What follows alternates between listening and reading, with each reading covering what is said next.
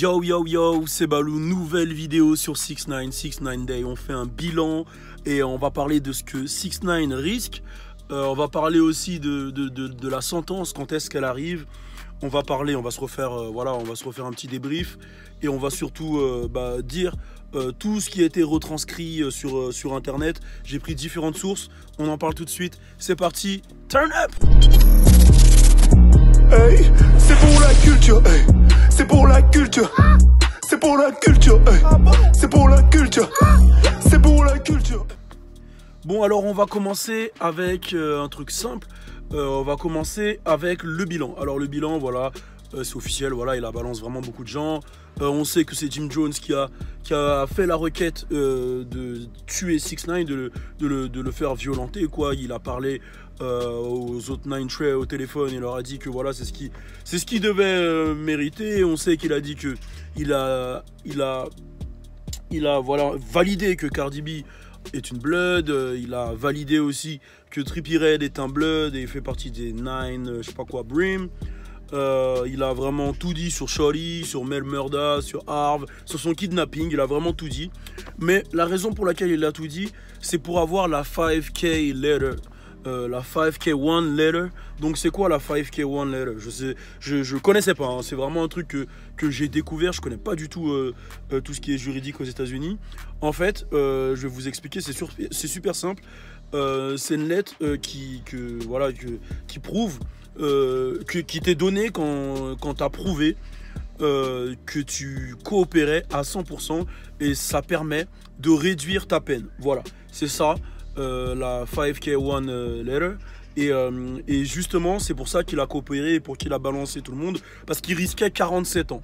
Et là justement, s'il arrive à prouver cette 5K1 letter, bah, il risque de sortir en 2020, c'est-à-dire que sa sentence tombera en 2020.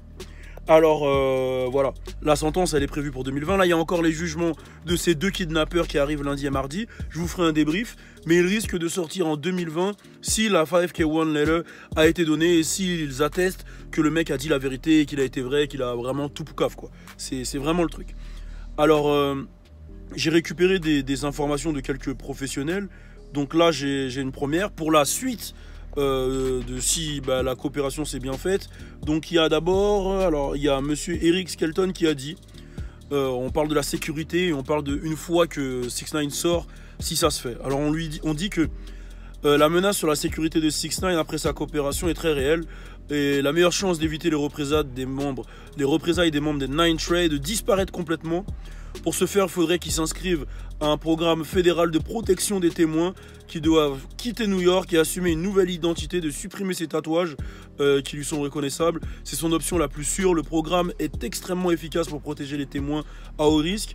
Le US Marshal Service affirme qu'aucun participant au programme de sécurité des témoins n'a été blessé ou tué conformément aux directives du programme. Si 6ix9ine choisit cette option, nous ne l'entendrons plus jamais et sa carrière musicale sera complètement terminée. C'est Eric Skelton qui nous dit ça. Il y a Jessica McKinney qui donne une autre possibilité.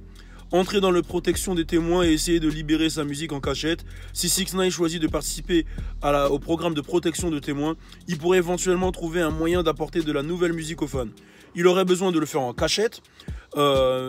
Et cette option violerait probablement les directives de ce programme. Cependant, il existe un précédent pour les personnes de la protection des témoins qui ont publié des livres ou d'autres documents. Nous pouvons donc prévoir un avenir dans lequel 6ix9ine trouvera un moyen de diffuser une musique. Ce qui lui permettrait de dissimuler son identité et son emplacement à quiconque voudra lui faire du mal. Et il serait en mesure de rester avec sa fille tout en donnant une chance de pouvoir offrir de la musique à ses fans. Et le dernier choix, ça serait que 6ix9ine choisisse il quitte et il fasse aucun programme, il assume qui il est, ce qu'il a fait. Et là justement il y a eu des débats, mais là c'est un peu plus strict. Voilà, on sait tous qu'il va y avoir des représailles, ça c'est sûr et certain. Il a balance des Bloods, des mecs de gang. Il y a T.I. qui dit que pour lui il pourrait retourner dans le hood. Pour lui c'est sûr, T.I. a dit lui ça choque pas avec l'ère dans laquelle on est. Il pourrait retourner dans le hood et ne rien avoir parce que les gens ils disent tant qu'il a pas poucave moi, je m'en fous. Il y a 50 qui dit pour lui pourrait avoir une carrière musicale parce qu'il a réussi à prouver qu'il a été victime de kidnapping, que les mecs ont voulu le tuer alors qu'il leur a ramené de l'argent. Donc voilà, donc il y a plein d'avis différents. En tout cas, si la coopération et la 5K One Letter est acceptée, bah, on a un 6ix9ine de retour en début 2020, c'est-à-dire peut-être janvier, février, donc d'ici 3-4 mois. Je vous tiens au courant des deux jugements. On est ensemble, abonnez-vous, mettez la cloche, vous le savez, c'est le 6ix9ine Day, je vous avais averti. C'est nous les premiers, on est ensemble, turn up. C'est pour la culture, hey. C'est pour la culture. C'est pour la culture, hey. C'est pour la culture. C'est pour la culture, hey. C'est pour la culture.